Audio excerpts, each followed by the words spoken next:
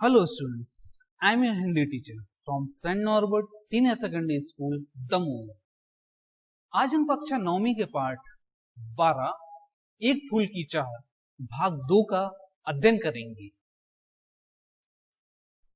जिसके कवि हैं सियाराम शरण गुप्त जी। तो चलिए शुरू करते हैं।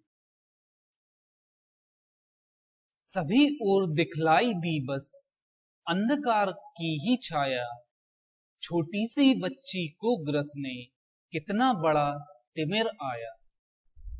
ऊपर विस्तृत महाकाश में जलते से अंगारों से झुलसी सी जाती थी आंखें जगमग जगते तारों से।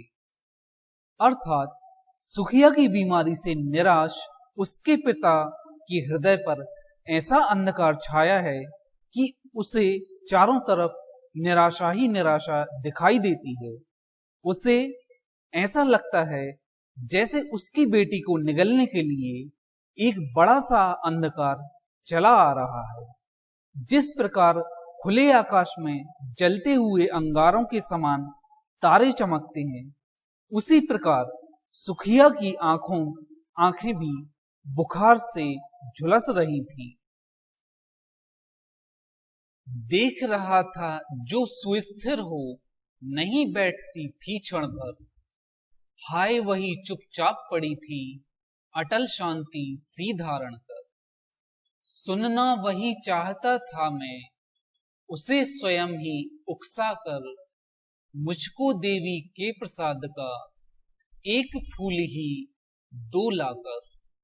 अर्थात सुखिया का पिता अपनी बीमार बेटी सुखिया का वर्णन करते हुए कहता है कि जो बच्ची एक क्षण भी शांत नहीं बैठती थी, आज वही बिल्कुल स्थिर पड़ी है। उसकी यह दुर्दशा देख उसके पिता का हृदय फट पड़ता है। सुखिया का पिता स्वयं ही बार बार अपनी बेटी को प्रेरित कर रहा था कि वह उसे फिर से वही शब्द कहे, पिताजी मुझे देवी के प्रसाद का एक फूल लाकर दीजिए।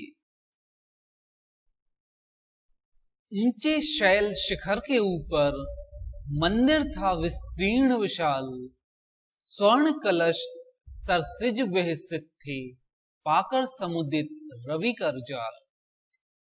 दीप धूप से आमोदित था मंदिर का आंगन सारा, गूंज रही थी भीतर बाहर मुखरित उत्सव की धारा।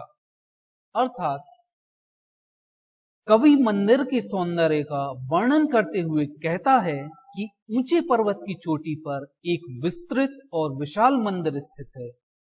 उसका सोने का कलश सूर्य की किरणों से चमकते हुए ऐसा प्रतीत हो रहा है जैसे सूर्य की खिली हुई किरणों का स्पर्श पाकर सुनहरे कमल खिल उठे हों। धूप दीप की सुगंध से मंदिर का संपूर्ण आंगन महक रहा था तथा उसके चारों ओर उत्सव जैसा उल्लासमय वातावरण था। भक्त वृंद मृदु मधुर कंठ से गाते थे सभक्ति मुदमय, पतित तारणी पापहारिणी माता तेरी जय जय जय। पतित तारणी तेरी जय जय मेरे मुख से भी निकला, बिना बड़े ही मैं आगे को जाने किस बल से ढिकला। अर्थात मंदिर में उपस्थित सभी भक्त पूर्ण भक्ति और प्रसन्न भाव से मां की महिमा का गुणगान अपने मधुर कंठों से कर रहे हैं। वे गा रहे हैं कि हे पापियों का उद्धार करने वाली तथा सबके पापों को दूर करने वाली मां तेरी जय हो। इतना सब देखते ही सुखिया के पिता के मुख से भी अचानक ही निकल पड़ा कि पतितों को तारने वाली मां तेरी जय हो। सुखिया के पिता के अंदर एक अपार शक्ति का प्रवाह हुआ और इसी के बल पर वह आगे बढ़ा। मेरे दीप फूल लेकर वे अंबा को समर्पित करके, दिया पुजारी ने प्रसाद जब आगे को अंजलि भर के। भूल गया उसका लेना झट परम लाभ सा पाकर मैं, सोचा बेटी को मां के ये पुण्य पुष्प दूं जाकर मैं। अर्थात देवी का प्रसाद व फूल लेकर वह मंदिर के अंदर जा पहुंचा। जब पुजारी ने सुखिया के पिता को मां के चरणों में अर्पित फूल उठाकर दिया तो वह प्रसन्न हो उठा।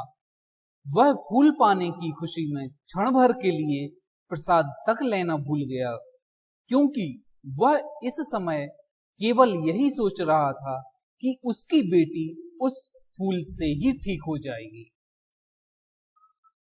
मैं आशा करता हूं कि आज के काव्यों का सार आपकी समझ में आ गया होगा।